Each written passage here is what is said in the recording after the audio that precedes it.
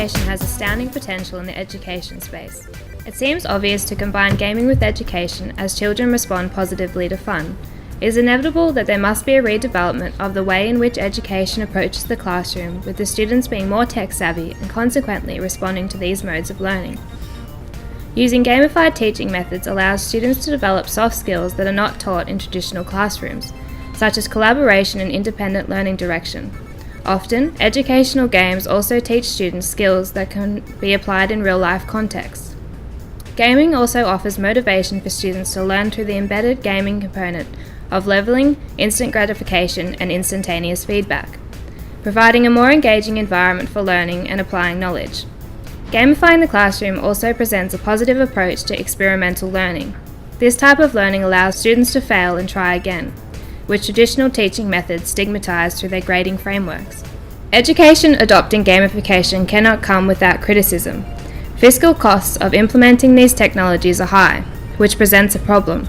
The processes to implement games in the classroom are also time-consuming and often unsettling to parents as they worry that games aren't a proper way of learning.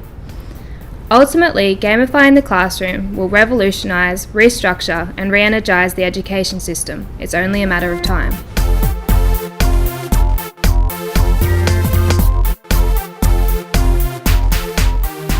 Gamification has brought a new way of improving the health and well-being of different communities through applying game elements into treatments of its users.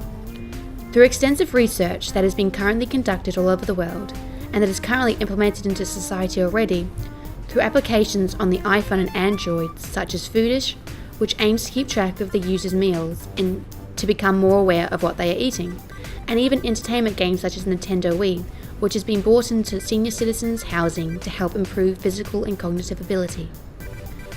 The criticism that has been aimed at gamification in the health area seems to focus on the idea that we are moving away from traditional forms of treating someone and expecting that something that is meant for entertainment purposes is more of a money-making scheme by the companies and not really focusing on the user.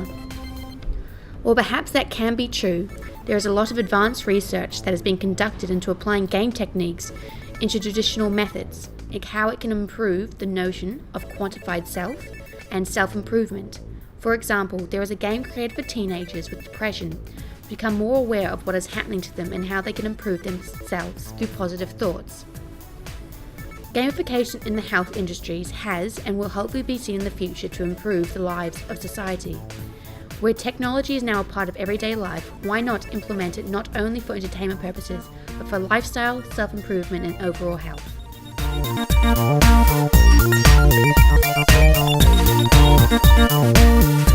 Gamification has affected marketing and advertising deeply since its inception.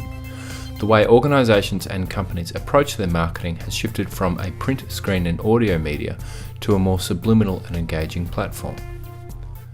Marketing firms are quickly seeing the benefit a gamified marketing strategy can bring when adopted in the correct form.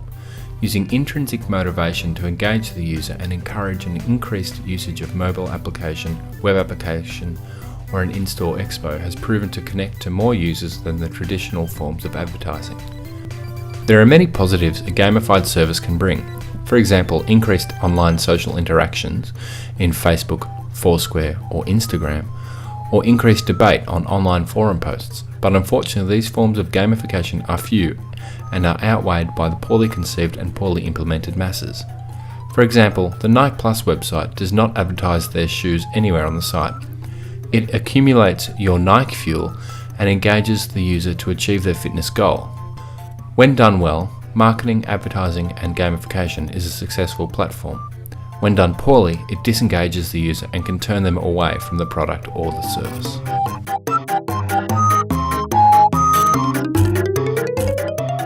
In Google's case, the Glass project has the resources and power to fail. Essentially, they have nothing to lose. The advancements Glass could have can only be assumed for the better, gratifying and rewarding the user with an easier and more efficient day-to-day life. In education, further testing needs to be implemented into schools to equally understand the way gamification can be enhanced through augmented reality, and the same applies to health-based systems. At the end of the day, it all comes down to the research and development companies are willing to invest in.